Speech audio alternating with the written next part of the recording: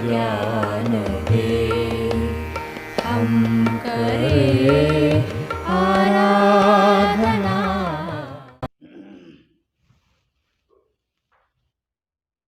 जो संपूर्ण भूतों को आत्मा में ही देखता है, हाँ, और आत्मा को समस्त भूतों में देखता है, वह सर्वात्म भाव के कारण ही किसी से घृणा नहीं करता।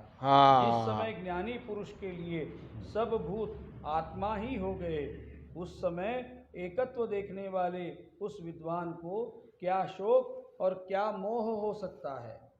श्री कृष्ण भगवान इस श्लोक में यही बता रहे हैं कि जिस व्यक्ति को आत्मा अविनाशी होता है, इसका ज्ञान हो चुका है, वह व्यक्ति न किसी को मारता है, न मरवाता है, न जन्म मृत्यु मानता है, न उसे किसी वस्तु का शोक या मोह रहता है, न कोई कर्तव्य कर्म की भावना उसके मन को छूती है।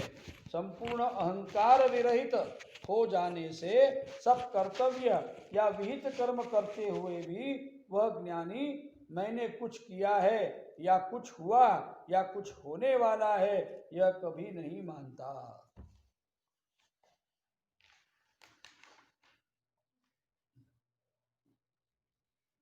अगला, वासांसि जीर्णानि यथा व्याय, नवानि गृह्णाति नरोपराणि, तथा शरीराणि व्याय जीर्णानि, अन्यानि संयाति नवानि देहि।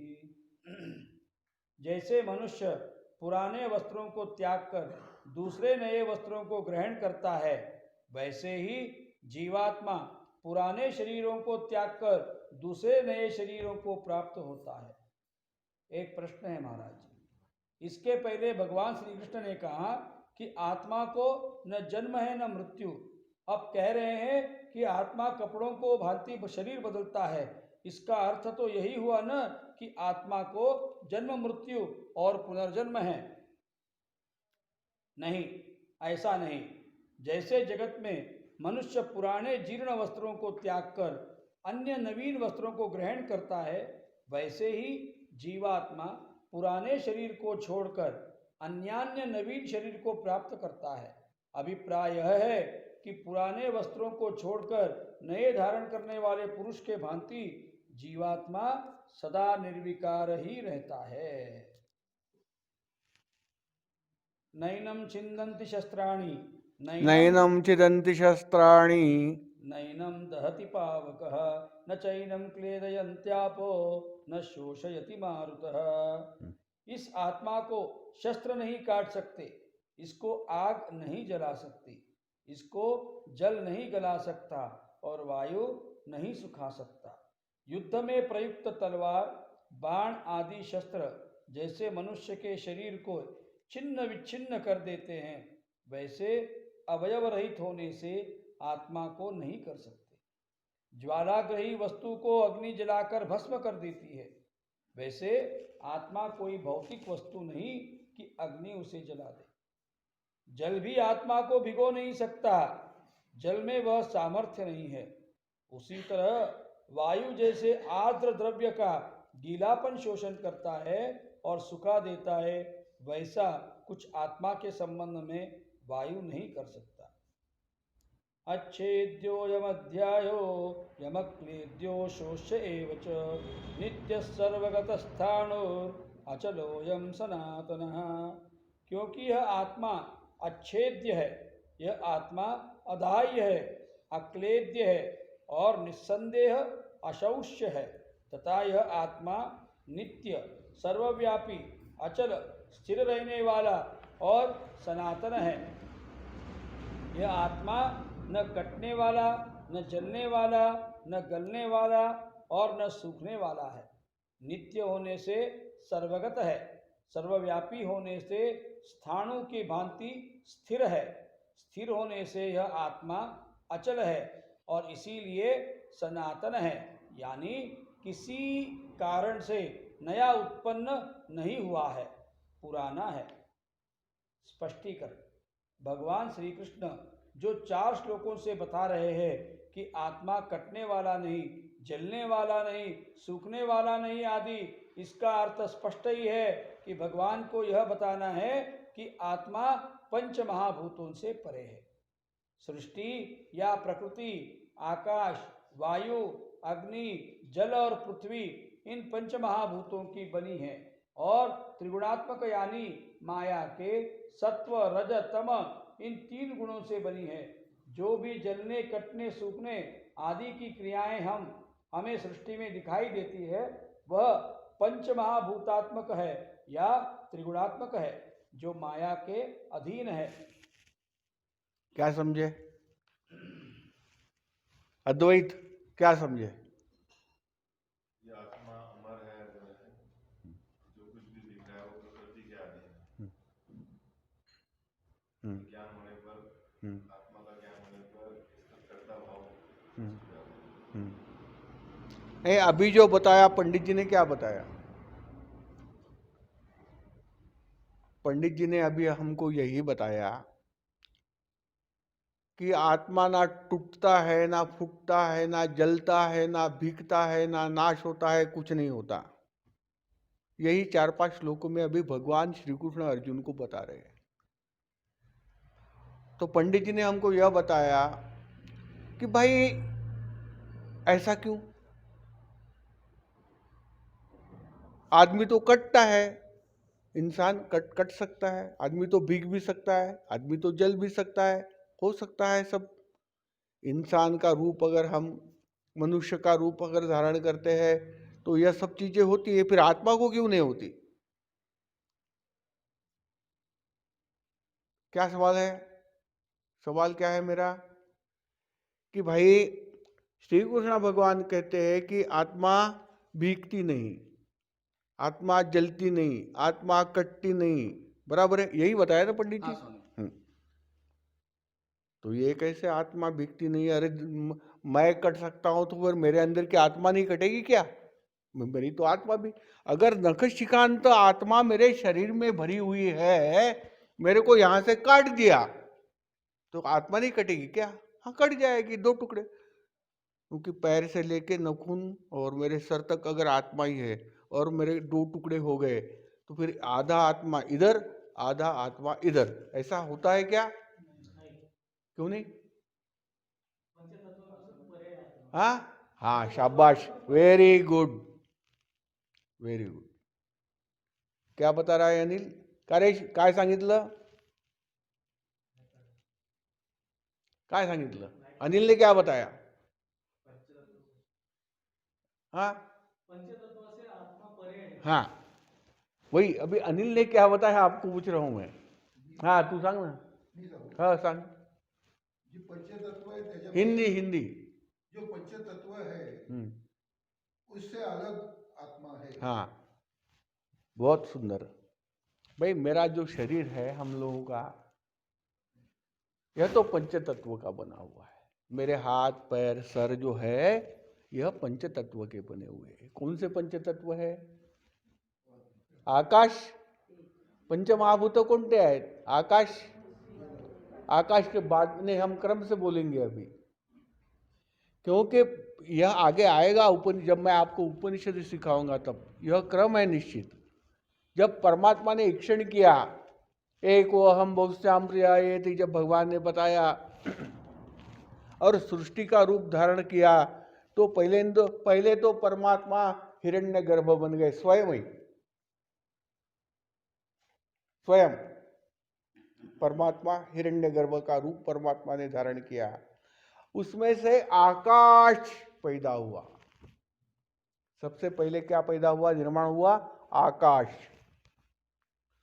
तो आकाश ईश्वर से, परमात्मा से अलग था, किंतु आकाश में परमात्मा समाये हुए थे.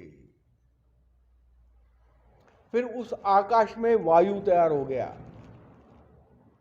उस वायु तो परमात्मा से अलग था, किंतु वायु में भी परमात्मा समाये हुए थे. फिर पहले आकाश, फिर वायु में से अग्नि तैयार हो गया. हम साइंस वाले जानते हैं कि हाइड्रोजन और ऑक्सीजन तैयार होता है, उसमें अग्नि तैयार होता है करके. तो वायु से अग्नि तैयार हो गया. तो परमात्मा ही अग्नि बन गए। अग्नि में और परमात्मा भिन्न तो है, किंतु अग्नि में परमात्मा समाये हुए हैं। हम अग्नि की पूजा करते हैं इसलिए कि परमात्मा उसमें है। अग्नि तैयार होने के बाद में जल तैयार हो गया अग्नि में से, फिर वही ऑक्सीजन, हाइड्रोजन, H2O जल तैयार हो गया। तो जल तो परमात्मा से भिन्न है, किंतु जल में भी परमात्मा उपस्थित है। रूपांतरित परमात्मा हो गई जल। हम तो गंगा माई करके पानी की पूजा करते हैं, समुद्र के भी हम पानी की पूजा करते हैं, क्योंकि परमात्मा ही अवतारित है पानी में। आकाश हो गया, आकाश के बाद में वायु हो गया, वायु के बाद में अग्नि हो गया, अग्नि के बाद में जल, और जल के बाद में अंतिम क्या है? भूमि, पृथ्वी हो गई, पृथ्वी हो गई। क्योंकि हम जानते हैं 3/4 जो है पानी है, 1/4 जो है भूमि है। तो यह भूमि तैयार। तो कौन से ये सब 5 महाभूत है। तो यह 5 महाभूतों का जब पंचीकरण हो जाता है, यह 5 महाभूत अलग अलग भी है, यह पंचतत्व अलग अलग भी है, और जब इकट्ठा बन जाते तो कुछ प्रमाण में इकट्ठा होते हैं। कुछ प्रमाण में आकाश वायु में मिल जाता, कुछ प्रमाण में वायु अग्नि में मिल जाता, कुछ प्रमाण में अग्नि जो है जल में मिल जाता, कुछ प्रमाण में जल जो है पृथ्वी में मिल जाता। यह सब मिलकर उसकी जो एक पद्धत है वो बाद में समझाऊंगा। तो इस पद्धति से पंचवायु जब उनका उसको पंचीकरण विधि बोलते हैं। इस पंचीकरण विधि से ये शरीर तैयार होता है। पंच महाभूत का ये हमारे हाथ, हमारे पैर, हमारी खोपड़ी सब तैयार होता है। सब नखून से लेके बालों तक काहे से तैयार हो गया? पंच महाभूतों से। भाई ये पंच महाभूत क्या है? उस पौधों में मौजूद थे, और वो पौधों का पेड़ बन गया, झाड़ बन गया, उसके बीज बन गए, वो बीज से फिर पौधे बनते हैं। हम क्या खाते हैं? हम वो तो जो पौधे हैं सब पंच महाभूत 5 महाभूतों के बने हुए हैं। और हमारा शरीर कैसे बढ़ता है? कैसे? पहले हम माँ के पेट से निकले तो 6 इंच के 9 इंच के थे, और अभी हम 5 फुट के 5.5 6 फुट के बन गए। कैसे बन गए हम? अनाज खा खा कर। वह पंच महाभूतात्मक जो अन्न है वो कौन सा है महाराज जी? तीसरे अध्याय में कौन सा श्लोक है? क्या है? अन्न से प्रजा बनती है। कौन सा श्लोक है? अन्नाद् वै प्रजा, अन्नाद् भवति पर्जन्यः, पर्जन्यात् अन्न संभवः, अन्नाद् भवन्ति भूतानि, पर्जन्यात् यज्ञ संभवः। अन्नाद् वै, ये शास्त्र कहता है, हमारा उपनिषद करना कहता है अन्नाद् वै प्रजा प्रजायन्ते। और आपका और मेरा कोई धारण कर लिया शरीर औरत का, कोई धारण कर लिया शरीर पुरुष का, पुरुष हो गए, स्त्रियां हो गई, पर यह सब कैसे तैयार हो गए? अन्न से ही तैयार हो गए। अन्न कहाँ से आ गया? अरे अन्न तो खेतों में जो अनाज पकाया उससे हो गया। अरे अनाज कहाँ से पकाया भाई? वह तो पंच महाभूतात्मक है। जमीन से अनाज पका, ऊपर से पानी गिरा, हवा लगने से ऑक्सीजन मिला, अनाज पक गया। तो मेरा देह भी जो है, यह मेरा शरीर भी जो है पंच महाभूतात्मक है। पंच महाभूतों से मेरा शरीर बना, और जब मेरे को जला देंगे तो पंच महाभूतों में विलीन हो जाएगा। किंतु आत्मा पंच महाभूतात्मक नहीं है, मेरे शरीर में अवश्य है। तो इसलिए पंच महाभूतात्मक जो है वो तो कट भी सकता है, वो तो जल भी सकता है, उसका नाश भी हो सकता है, वो तो कुछ भी हो सकता है। किंतु मेरी आत्मा जो है वह पंच महाभूतात्मक नहीं, वह तो सनातन है, वह तो अविनाशी है, वह तो आदि है, वह तो अनादि है। इसलिए मेरी आत्मा जलने मरने वाली, कटने वाली, भीगने वाली, सूखने वाली है ही नहीं।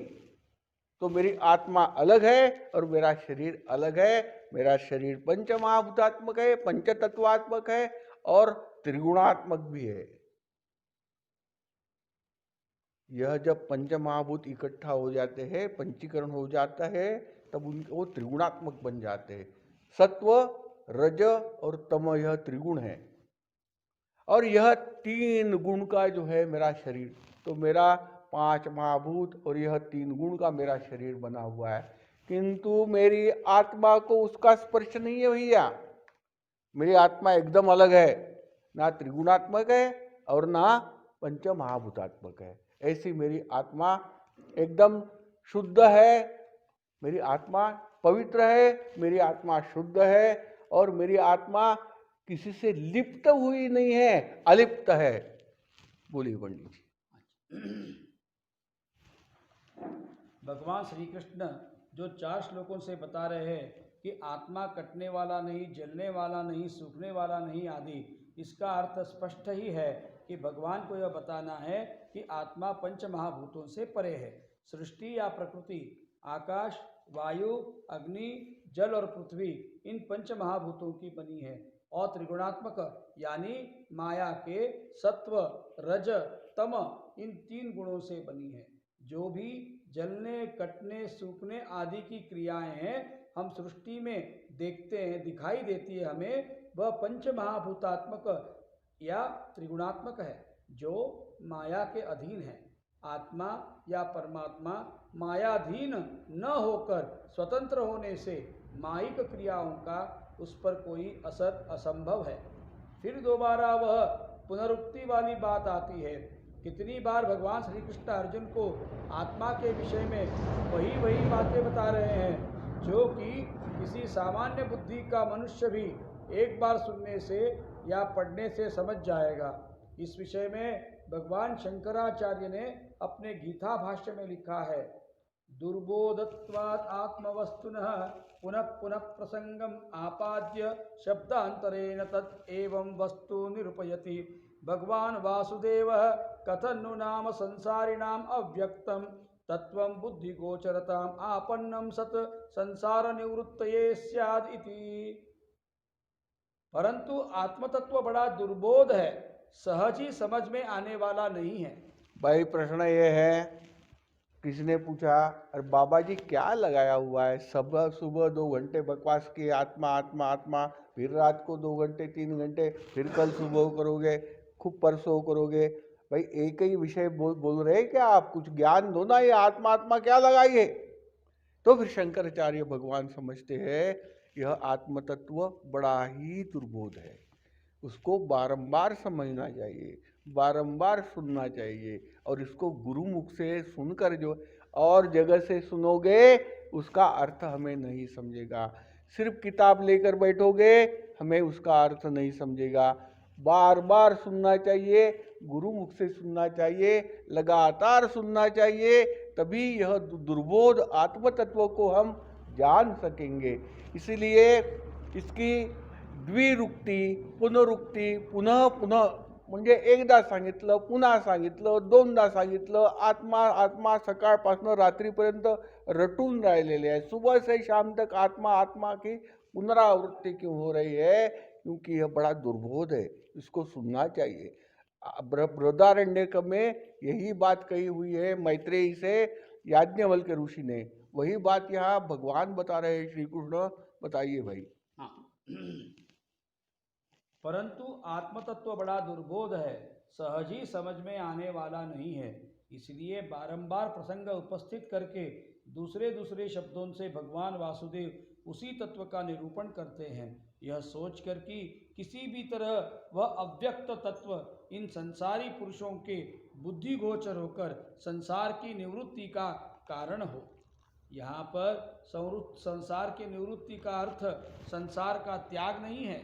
भाष्य का तात्पर्य यही है कि संसारी पुरुषों को अहंता, ममता और वासनामय जीवन जो मनुष्य के आत्यंतिक दुख का कारण है, उसे सुखमय बनाने के लिए आत्मतत्व की पहचान करा लेना आवश्यक है, जिससे कि यातनामय सांसारिक विचारों की निवृत्ति हो। अव्यक्तोयम चिंतोयम अविकार्योयमुच्यते तस्मादेवं विदित। दूसरा कारण बता दिया भाई, यह बार बार बताने का दूसरा कारण भी भगवान ने बता दिया। क्या बता दिया कि हम हमेशा वही सोचते हैं, अरे उसका कैसे हो गया, अरे मैं तो ये करने वाला था, ऐसा कैसा हो गया, अरे यह ऐसा हो रहा है तो क्या इससे मुझे दुख मिलेगा क्या, अब मेरे सामने मेरे बच्चे हैं छोटे छोटे, आगे क्या करेंगे, और मेरे पास पैसे नहीं है तो फिर मेरे व्यवहार कैसे चलेंगे, अरे वो मेरा कर्जा है वो आने वाला, ये सब संसारी विचार है। तो यह संसारी विचार सोच सोच कर सुबह से शाम तक जो संसारी पुरुष होता है यही सोचते रहता है, अपने बारे में, बच्चों के बारे में, बीबी के बारे में, और अपने कार्य के बारे में, कार्य के परिणाम के सोच सोच कर टेंशन ले लेता है, कभी कभी दुखी भी हो जाता है। तो भगवान श्री कृष्ण कहते हैं कि मैं इसलिए बार बार आपको आत्मा आत्मा बोल रहा हूँ कि इस आत्म तत्व को जो भली भांति जान लेंगे फिर आपको इन संसारी विचारों से दुख नहीं होगा, तुम्हाला दुःख होणार नाही। तुम्ही कधीही काही झालं तरी, कितीही अडचणी आल्या तरी तुम्ही दुःखी होणार नाही। कितने भी अड़चने आ गई, कितनी भी तकलीफ हो गई, आप कितने भी संसारी विचार आपको जो है कठिनाई आ गई, फिर आप दुखी नहीं होगे जब आत्मज्ञान हो जाएगा आपको। और इसीलिए भगवान कह रहे हैं कि शंकराचार्य कह रहे हैं यही कारण है जो भगवान श्री कृष्ण बार बार बार बार आत्मा के बारे में जो है बताकर हमें हमारा ज्ञान आत्मा के विषय में दृढ़ बना रहे हैं, मजबूत पक्का बना रहे हैं। बताइए पंडित जी। अव्यक्तोऽयमचिन्तोऽयम् अविकार्योऽयमुच्यते तस्मादेवं विदित्वैनं नानुशोचतिमर्हसि। यह आत्मा अव्यक्त है, यह आत्मा अचिंत्य है और यह आत्मा विकार रहित कहा जाता है। इससे हे अर्जुन, इस आत्मा को ऊपरयुक्त प्रकार से जानकर तू शोक करने को योग्य नहीं है, अर्थात तुझे शोक करना उचित नहीं है। अगला चैप्टर।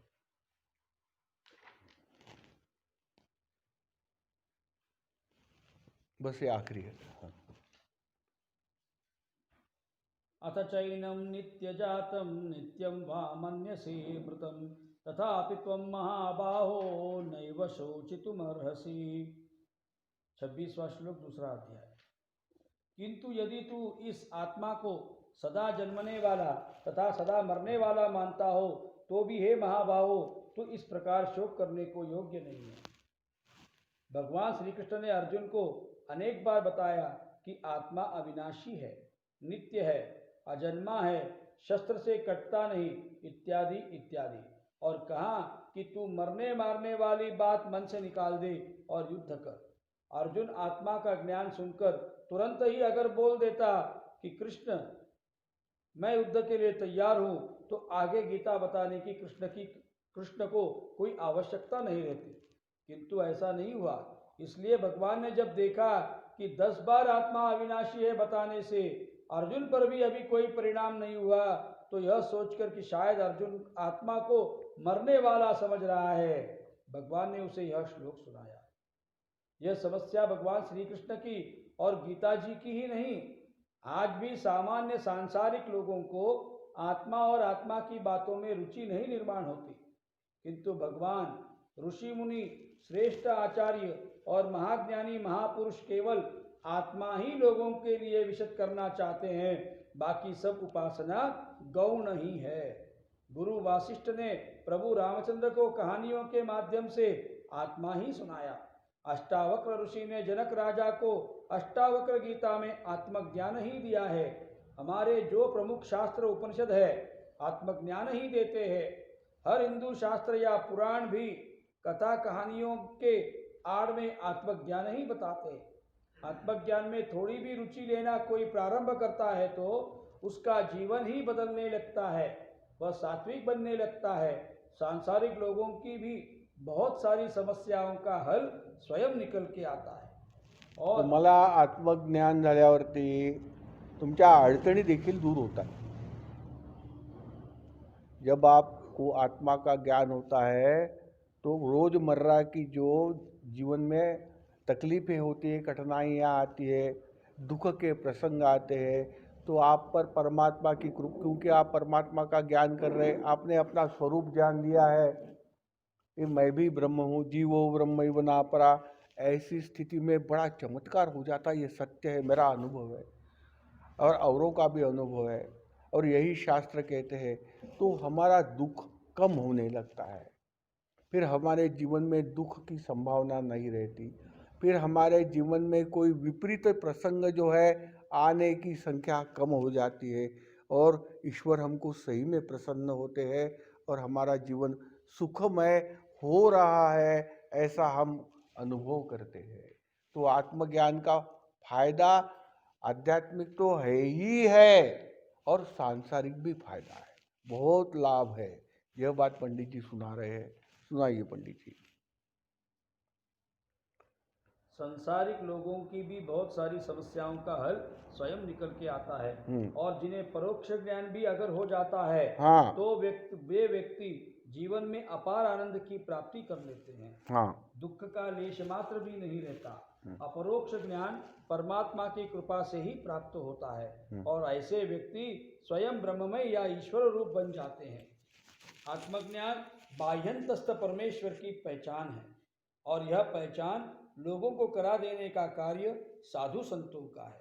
किंतु दुर्भाग्यवश ऐसे बहुत कम साधु संत है जो आत्मज्ञान क्या होता है जानते हैं, और कोई उंगलियों पर गिनने जितनी संख्या में होंगे जो आत्म साक्षात्कारी है।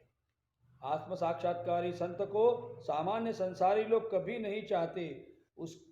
उसको ईश्वर मानना तो छोड़ दीजिए, ज्यादातर लोग द्वेष भावना से ही देखते हैं। दूसरे साधु संत भी उनकी निंदा ही करते रहते हैं। उसका कारण शास्त्रों में यह बताया है कि मनुष्य की इंद्रियां बाह्यवर्ती होती है। लोग प्रभु को बाहर ढूंढते हैं। आंखों से दिखने वाले, इंद्रियों से करने वाली साधना पर लोग आकर्षित होते हैं, क्योंकि वैसी साधना उन्हें इंद्रियों का अनुभव देती है, और लोगों को लगता है कि हम ईश्वर का या गुरु का कुछ कार्य कर रहे हैं। लोग प्रभु प्रेम, पूजा पाठ, कर्मकांड, भजन कीर्तन, नृत्य आदि करके बड़े प्रसन्न होते हैं, या फिर आसन, ध्यान, अलग अलग प्रकार के योग आदि करने से उन्हें लगता है कि हम कुछ कर रहे हैं। सामान्य लोग इस बात की तरफ ध्यान नहीं देते कि ईश्वर का इस प्रकार की साधनाओं से कुछ संबंध नहीं। ईश्वर है, किंतु जैसा है करके लोग ईश्वर के विषय में सोचते हैं, वैसा ईश्वर नहीं है। ईश्वर आत्मरूप है, निर्गुण निराकार ही है, तथा मनुष्य के पांचों ज्ञानेंद्रियों के पहुंच से बाहर है। एको देवा सर्वभूतस्य गूढ़ा, वो आता है एक ही भगवान है, और सर्वभूतस्य गूढ़ा, जो भूत बोले तो प्राणी मात्र हम मनुष्य, और हम में गूढ़ रूप से छिपा हुआ एक ही भगवान है।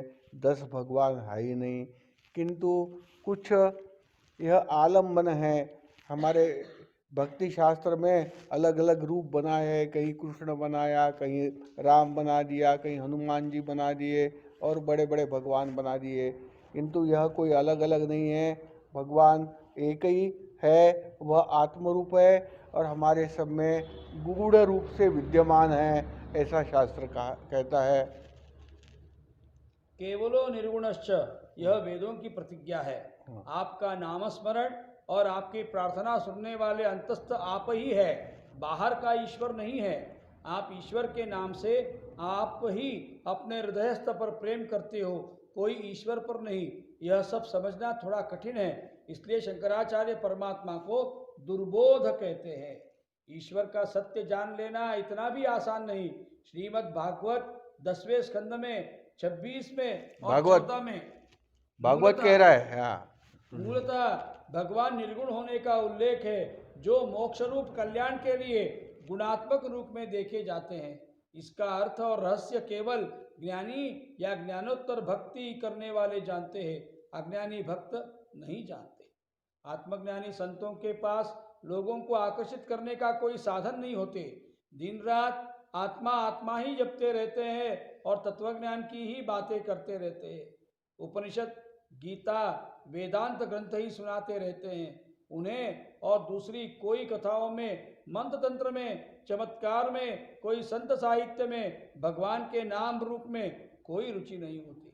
उनके पास पैसे थोड़े होते, उनके अनेक आश्रम नहीं होते, हीरे के जूते या मुकुट नहीं होते, ढोल और डांस और गंधमाला आदि बाहरी दिखावे नहीं होते, सदा आसन मुद्रा समाधि का सोंग ढोंग नहीं होता, बड़े बड़े दिखावे यज्ञ याग आदि कार्यक्रमों के तामझाम भी नहीं होते, सदा ही स्वगौरव गर्वोक्ति की या गुमराह करने की बातें करना उनसे नहीं जमता, उनकी बड़ी संस्था नहीं होती, सामाजिक कार्य का अवडंबर नहीं होता, बड़े बड़े दवाई या पूजा वस्तु के व्यापार नहीं होते, लाखों का शिष्य परिवार नहीं होता, राजनेताओं से छोड़ दीजिए, म्यूनिसिपालिटी मेंबर से भी संबंध नहीं होते, व्यापारी लोग उनका तिरस्कार करते हैं। ऐसी जीवन मुक्त आत्मज्ञानी की स्थिति होती है। अब आप ही बताइए, कौन उनसे मिलने जाएगा, कौन उनकी सेवा करेगा, कौन से संत को अपना व्यवहार छोड़कर आत्मज्ञानी संत बनने की इच्छा होगी। शंकराचार्य भगवान ने हिंदू धर्म और शास्त्रों का रक्षण किया, प्रस्थानत्रयी पर भाष्य लिखा, उनकी भी निंदा करने वाले द्वैताचारी योगी और साधु संत इस देश में बहुसंख्य है। इसी कारण गीता में भगवान श्री कृष्ण ने बार बार आत्मा ही बताना पड़ रहा है। किंतु एक बात तो है, आत्मज्ञानी में महान क्षमता होती है, चाहे तो वह मायाधीश भगवान को भी हिला दे। यही कारण है कि 1400 वर्ष उम्र के महायोगी चांगदेव महाराज जी जो मुर्दों को भी फिर जीवन देते थे, उन्हें 16 वर्ष के आत्मज्ञानी ज्ञानेश्वर महाराज की शरण लेनी पड़ी और ज्ञानेश्वर महाराज ने उन्हें शिष्य बनाने से इनकार कर दिया और अपनी 10 वर्ष की छोटी बहन मुक्ताबाई को योगी महाराज का गुरु बनवाया। यह सत्य घटना है। बस, तो आज यहीं समाप्त करते हैं। कल मुक्ताबाई की कथा, कल जब अगला सेशन होगा तो चांगदेव महाराज और मुक्ताबाई की कथा हमने बताई थी, फिर से एक बार बताएंगे और आत्मज्ञान का महत्व बताना आगे हम कल जारी रखेंगे, जो भगवद गीता में स्वयं परमात्मा की मुख से लिखा हुआ बताया गया हुआ है। ठीक है, तो आज यही समाप्त करते हैं। नमस्कार।